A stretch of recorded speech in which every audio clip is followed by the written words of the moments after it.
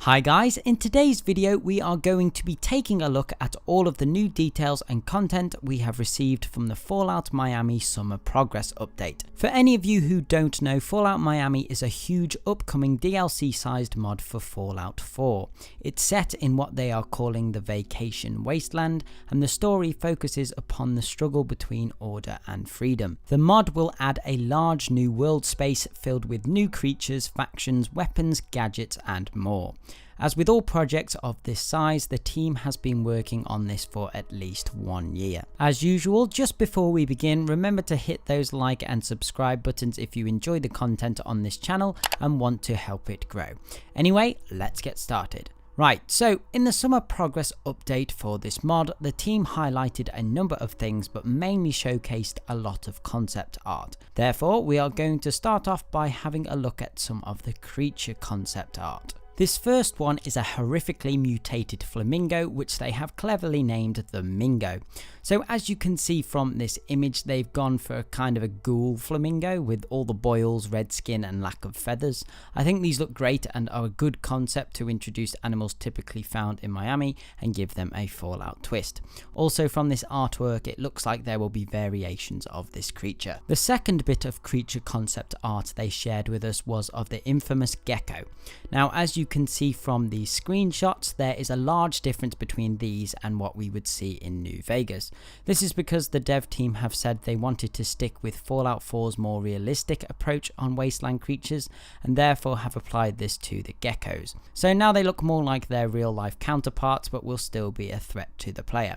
As with the Mingos, there are a number of gecko variations. These include young geckos that won't pose much threat to the player, but then we also have poison and elder geckos that will be a force to be reckoned with. My initial reaction wasn't as positive as it is now. Something about seeing the geckos in a more realistic light just seemed wrong at first, but when you compare these to the original gecko design, you realise how comical they actually look. It's nice to see the modders are putting their own twist on the creatures. So that was all they had to say about creatures. We then got a new segment of music that will be in the game.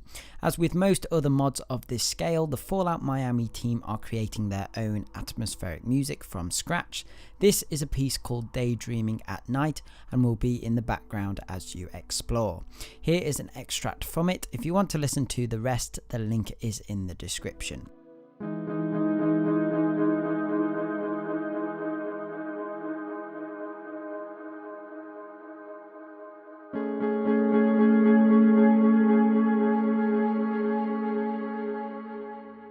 Next, we take a look at a faction known as the Dreamers, which are actually quite complex. So the Dreamers have been shown in previous updates and the origin story has stayed pretty much the same.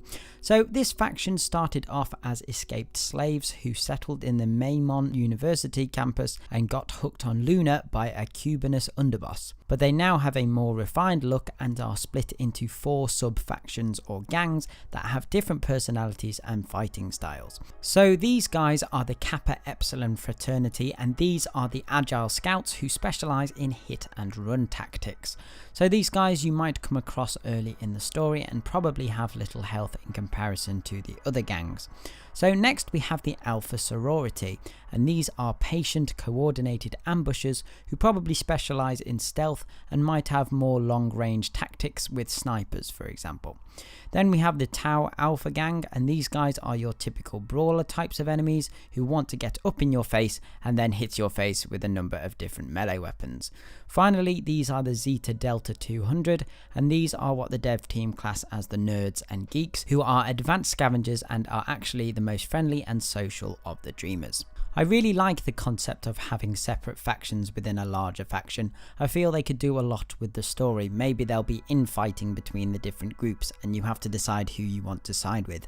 I also like their overall aesthetic. They are all slightly different but still feel like a whole, with their college attire and animal masks which actually look quite creepy, and I imagine we'll be meeting some interesting characters within this faction. The next faction they discussed but didn't actually show any character artwork of was the Enclave. So the Enclave have a big role in the story of Fallout Miami, and the dev team showed us some concept art of the Enclave's advanced weaponry.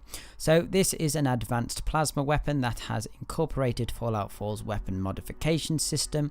So this can be turned into a number of things such as a heavy pistol, long barrel rifle, plasma thrower, sniper and scattergun.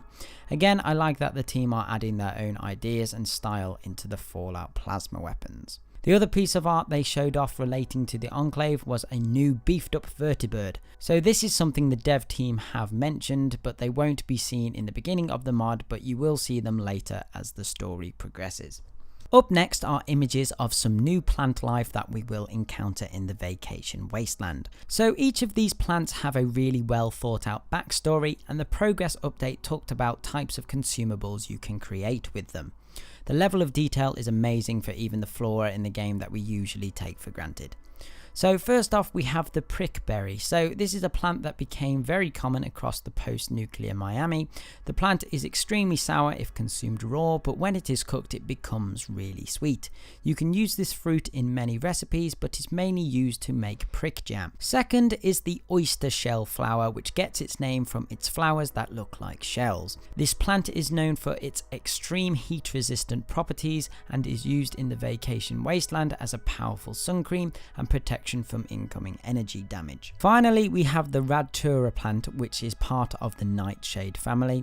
This type of flora can be found in swamp-like areas such as the place known as the Green, and is a key ingredient for creating antivenom. There are a lot of poisonous hazards in Fallout Miami, and this therefore makes the plant very valuable indeed. So just before we move on to some level design screenshots, we have a piece of building concept art and the 3D rendering. So this is the pop and chill beach stand that will be found all across the Vacation Wasteland's beachfronts. The concept art was created by David Matiasi and was then rendered by Pavel Nowski. The final section of the progress update showcased some of the incredible work the level designers have done. So we have a couple of screenshots showing off some of the locations in the game. So this is Polar Tech by Brandon Bangert, which judging by the sound of the name looks like some type of fridge or ice factory. We only have the outside shot, but hopefully we will be exploring it. Maybe everywhere inside has been frozen due to a malfunction in the factory. That could make for some stunning visuals. Next we have the interior of a building which we weren't told the name of, and this is by Hugo aka Optimistic Human. Then there is this apartment block by Roman Shushkov. It looks like this could be the student accommodation for the university, so maybe we'll meet the dreamers here. The next screenshot shows a Super Duper Mart by Jack Percy, and I'm excited to see our favourite supermarket chain is making an appearance. This one looks really large, so I'm interested to see what enemies or creatures they have put inside.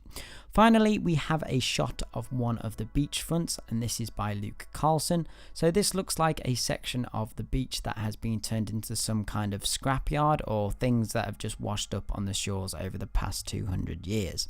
Overall, I think we got a look at a ton of new content, and the team are seemingly hard at work and producing some top quality content. I'm not sure if a release date has been discussed, but as we know, these DLC sized projects do take a lot of time and effort from some amazing people. Now, there is actually a version of Fallout Miami on the Nexus. This is quite old now, but there is a disclaimer that obviously this is a work in progress and what you see in this tester mod may not reflect the final end product. The link for this is in the description.